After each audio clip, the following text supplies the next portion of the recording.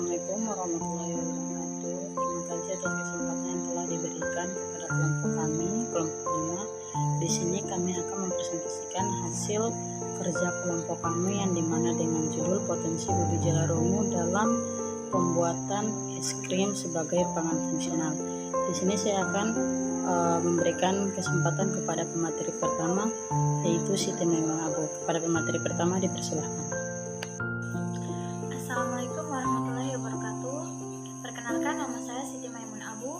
Di sini saya sebagai pemateri pertama dari kelompok kami, yaitu kelompok 5, yang akan membahas tentang potensi ubi jalar ungu atau Ipomea batatas var. Iwasaki dalam pembuatan es krim sebagai pangan fungsional. Nah, sebelum kita membahas lebih jauh tentang materi kami, kita harus mengetahui dulu definisi dari pokok-pokok bahasan yang akan kita bahas. Yang pertama adalah pangan fungsional. Teman-teman pasti sudah tidak asing lagi dengan kata pangan fungsional. Semuanya pasti sudah tahu apa itu pangan fungsional. Pangan fungsional adalah makanan atau bahan pangan yang memiliki manfaat bagi kesehatan tubuh di luar zat gizi dan nutrisi dasar dari pangan tersebut. Salah satu varietas ubi jalar yang familiar di kalangan masyarakat adalah varietas ubi jalar ungu. Ubi jalar ungu ini memiliki keistimewaan dengan adanya senyawa antosianin yang cukup besar, yaitu kurang lebih 138,15% miligram per 100 gram, dengan aktivitas antioksidannya yang cukup tinggi, yaitu 86,68%. Antosianin merupakan flavonoid yang memiliki pigmen berwarna merah, ungu, dan biru yang larut dalam air. Assalamualaikum warahmatullahi wabarakatuh. Saya Vanessa Maji akan menjelaskan kandungan gizi ubi jalar ungu.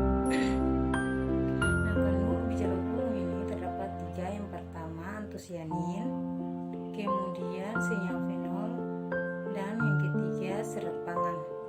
Antosianin ini merupakan flavonoid yang mempunyai pigmen berwarna merah, ungu, dan biru yang larut dalam air. Antosianin umumnya terdiri dari 2 gugus penyusun, yaitu gugus aglikon atau non-gula, glikon, gula, dan gabungan di antara keduanya. Antosianin juga memiliki kemampuan yang tinggi sebagai antioksidan karena kemampuannya dapat menangkap radikal bebas dan juga menghambat peroksidasi lemak. Antosianin terdapat di berbagai tanaman, misalnya kubis ungu, anggur, berkuren, dan ubi jalar ungu. 3 jenis senyawa fenol yang paling umum yaitu flavonoid, asam fenolat, polifenol atau tanin yang biasanya dianalisis sebagai total fenol. Kandungan gizi ubi jalar segar dapat dilihat di tabel. Mungkin itu saja yang dapat saya sampaikan. Kurang dan lebihnya saya mohon maaf. Wabillahi taufiq wal hidayah. Wassalamualaikum warahmatullahi wabarakatuh. Jadi di sini perkenalkan, nama saya Jumrah Dahlan. Saya sebagai pemateri ketiga yang dimana nanti menjelaskan mengenai hasil olahan dari ubi jalar ungu. Nah, pada umumnya yaitu ubi jalar ungu merupakan makanan samping yang dimana dapat disajikan dalam bentuk masih sangat sederhana, kayak seperti ubi goreng, terus getuk atau bubur candil. Nah, kalau untuk di Indonesia itu di bagian timur seperti Maluku Utara, nah itu ubi jalar digunakan sebagai makanan pokok karena banyak mengandung karbohidrat sebagai sumber kalori. Nah, di sini salah satu produk yang dimana dibuat dari ubi jalar adalah tepung ubi jalar.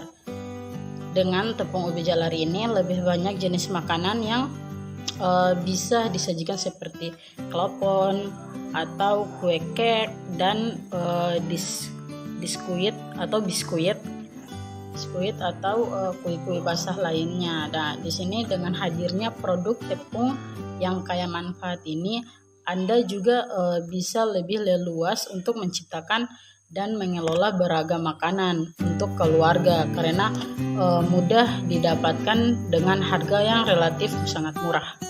Jadi dari penjelasan awal hingga akhir yaitu kita dapat menyimpulkan bahwa ubi jalar ungu memiliki keistimewaan dengan adanya senyawa antosianin yang dimana sangat cukup besar, yaitu sekitar 138,15 mg per 100 gram yang dimana dengan aktivitas antioksidan yang juga relatif tinggi, yaitu sekitar 86,86%. Nah, jadi untuk pengembangan pemanfaatan ubi jalar ungu itu sebagai bahan pangan nasional, dia juga sangat prospektif dapat ditinjau dari ketersediaan bahan baku. Nah, di sini informasi mengenai kesesuaian masing-masing varietas juga untuk beragam produk pangan dan teknologi pengolahannya yang dimana sangat sederhana juga dan telah tersedia, nah, sehingga relatif mudah untuk didapatkan atau diterapkan, nah, baik oleh industri skala kecil maupun industri rumah tangga dan industri skala besar. Nah, di sini produk antara seperti tepung ubi jalar ungu akan menjadi lebih awet karena relatif tahan lama dan dapat disimpan dengan jangka waktu yang panjang dan juga memerlukan ruangan yang lebih kecil untuk menyimpannya. Mungkin itu saja yang dapat kami sampaikan. Mohon maaf apabila ada kesalahan kata. Terima kasih. Wassalamualaikum warahmatullahi wabarakatuh.